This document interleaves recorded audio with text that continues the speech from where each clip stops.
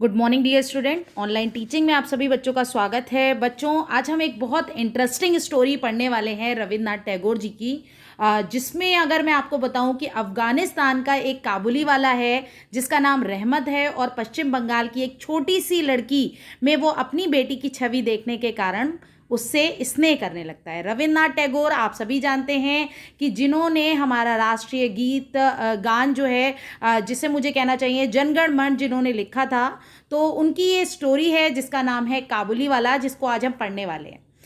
Mini नाम की एक छोटी सी लड़की जिसको बात करने का बहुत शौक है, लगातार मतलब जब वो 1 साल की थी तब से उसने बोलना स्टार्ट किया और आज 5 साल की वो हो चुकी है। लगातार उसके सवालों के जवाब देने में लोग असमर्थ हैं, उसके सवालों के जवाब कोई नहीं दे सकता। वो लगातार अपनी माँ से, अपनी जो भी अपने पिता हैं या जो भी संसार के लोग हैं, लगातार उनसे कोई ना कोई प्रश्न अपना पूछती रहती है। लेखक जो है वो बड़ा प्रसन्न रहता है अपनी बेटी के बोलने पर, लेकिन कभी कभी कहते हैं ना, जब पिताजी बहुत बिजी होते हैं तो वो कहते हैं प्लीज़ बेटा शांत हो जाओ, मुझे अपना काम करना है।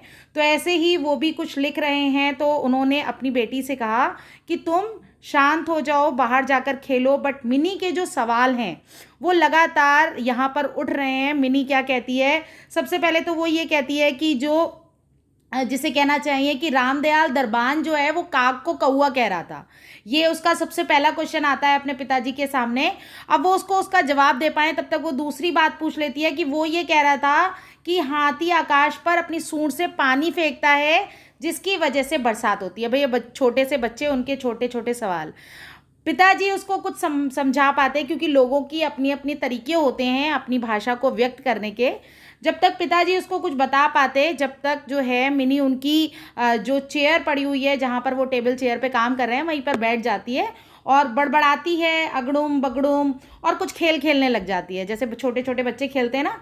अचानक से क्या होता है, लेखक बताता है कि मेरा घर सड़क के किनारे है और वहाँ पर जो मिनी है वो दौड़कर जाती है और वहाँ पर ढीला सा कुर्ता पहने एक आदमी वहाँ से निकल रहा है और उस पर आवाज़ लगाती है काबुली वाले, ओ काबुली वाले।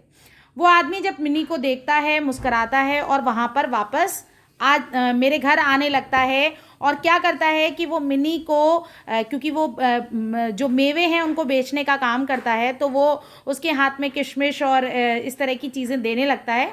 बट उसकी बेटी पहले तो लेने से इनकार कर देती है, डर जाती है, बट धीरे धीरे उनकी आपस में फ्रेंडशिप हो जाती है। जैसे मिनी अपने पिताजी के साथ में बातें करती है, खेलती है, मुस्कुराती है, वैसे ही वो काबुली वाले के साथ में भी बहुत प्रेम से बातें करती है। इतना अच्छे शरीर वाला हट्टा कट्टा व्यक्ति जो है वो उसके साथ उसकी बातों में खो जाता है। मगर ये सब बातें उनकी माँ को पसंद नहीं आती हैं, क्योंकि एक अनजान व्यक्ति के साथ इतना घुल मिल जाना, उसका लगातार आना जो है वो माँ की चिंता का कारण है, क्योंकि वो चिंतित हैं कि बच्चों को अक्सर लोग पकड़ कर ले जाते हैं इस बात से। अचानक से क्या होता है कि थोड़े दिन बाद में वहाँ पर आवाज़ आती है घर के बाहर और बहुत शोरगुल सुनाई देता है। तो लेखक बाहर निकल कर जाता है, देखता है काबुली वाले के शरीर पर जो कपड़े हैं उन पे खून लगा हुआ है और उसके हाथ पुलिस वालों ने बांध रखे हैं। ये देखकर मिनी भी वहाँ आ जाती है और काबुली वाले से बात करने का प्रयास करती है, पूछती है काबुली वाले तुम्हारे हाथ में थैला क्यों नहीं है या क्या है। वो जब तक कुछ बोल पाता, जब तक पुलिस उसको पकड़ कर ले जाती है और काफ़ी लंबे टाइम तक उसको 8 साल के लिए कहना चाहिए कि उसको जो है उसने जो काम करा था उसके पीछे, क्योंकि उसने लेखक के पड़ोसी को ही चाकू से मार दिया था, कुछ पैसे के लेन देन का यहाँ पर सवाल था। मिनी जो है वो धीरे धीरे समय बढ़ता जाता है और मिनी जो है वो बड़ी हो जाती है। अब वो उसकी सखियों की संख्या काफ़ी मात्रा में बढ़ चुकी है। वो अपने पिता के कमरे में आना बंद कर देती है और मिनी की क्या होती है, अचानक से उसके पिताजी उसकी शादी तय कर देते हैं। भाई बच्चे बड़े हो जाते हैं, लड़कियां बड़ी हो जाती हैं, तो उनकी शादी तय कर दी जाती है। यहाँ पर लेखक भी अपनी बेटी की शादियों की तैयारियां पूरे जोरों शोरों से चल रही हैं। लेखक भी प्रयास कर रहा है कि किसी प्रकार की कोई कमी ना रह जाए उसकी बेटी की शादी में, तो वो वहाँ पर कर रहा है। अचानक से एक आदमी उसके पास में आता है जो कि और कोई नहीं, वह काबुली वाला ही है जो कि अपनी जेल की सज़ा काट करके वापस आ गया है। अब काबुली वाले को वो मना कर देता है कि मेरे घर में इस समय काम चल रहा है, लेखक मना कर देता है, तो काबुली वाला जाने लगता है।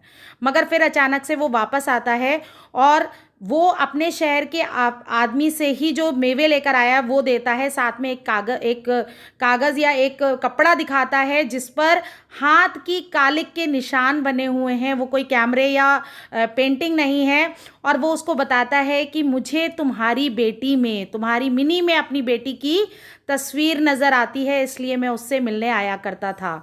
अब यहाँ पर लेखक थोड़ा सा भाव विभोर हो जाता है, क्योंकि उसको ऐसा लगता है कि जैसे ये काबुली वाला है वैसे ही मैं हूँ। ठीक है, तो वो आज अपनी बेटी को बुलाता है, मिनी को बुलाता है, सब लोग तरह तरह की बातें बनाते हैं, बट लेखक के हृदय को वो चीज़ें नहीं इतना प्रभाव डाल पाती हैं, और वो लेखक जो है अपनी बेटी को बाहर बुलाकर काबुली वाले से मिलवाता है। तो काबुली वाला जो है वो उसके आगे कुछ बोल नहीं पाता। उसकी बेटी मिनी जो है वो बड़ी ही हिचक में खड़ी होती है। अब वो ये देख के हैरान हो जाता है कि जिस तरीके से मिनी 8 साल बाद इतनी बड़ी हो गई है, उसकी शादी हो रही है, मेरी भी जो अपनी बेटी है वो भी बड़ी हो चुकी होगी।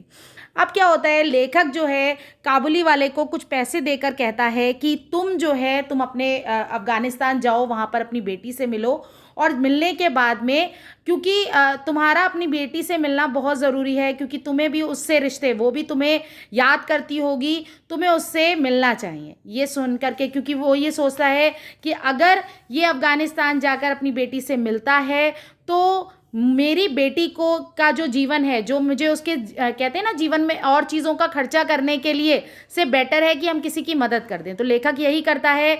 वो रोशनी जो उसने सोच रखी है अपनी बेटी की शादी में करने की, वो नहीं कर पाता। बहुत ज़्यादा जिसे खर्चा करना चाहिए, लोग तरह तरह की बातें बनाते हैं, बट लेखक पर उसका कोई प्रभाव नहीं पड़ता, क्योंकि लेखक ने एक अच्छा काम किया है एक बाप को उसकी बेटी से मिलवाने का। ठीक है, तो यहाँ पर एक ये छोटी सी स्टोरी थी जिसमें जो है बहुत अच्छे भाव प्रस्तुत किए गए हैं। आपको मैं बताऊं, मानवीय संवेदनाओं को समझा गया है। बच्चों के साथ जो पर्याप्त स्नेह रखते हैं उनको स्नेह देने की बात, साथ साथ अगर मैं यहाँ पर बात करूँ तो अगर कोई छोटा व्यक्ति, काबुली वाला जो है जो सामान बेचने का काम करता है, उसकी छोटी छोटी उन भेंटों को भी तिरस्कृत नहीं किया जाता। यानी ये जो स्टोरी है काबुली वाला जो रविन्द्रनाथ टैगोर द्वारा रचित है, उसमें मैं आपको बता दूं कि बहुत ही जिसे कहना चाहिए स्नेह, प्यार, दुख, दर्द, सभी भावनाएं आपको यहाँ पर देखने को मिलती हैं। सभी की यहाँ पर किस तरह की कल्पनाएं की जा सकती हैं वो भी आपको यहाँ पर देखने को मिलता है। धन्यवाद।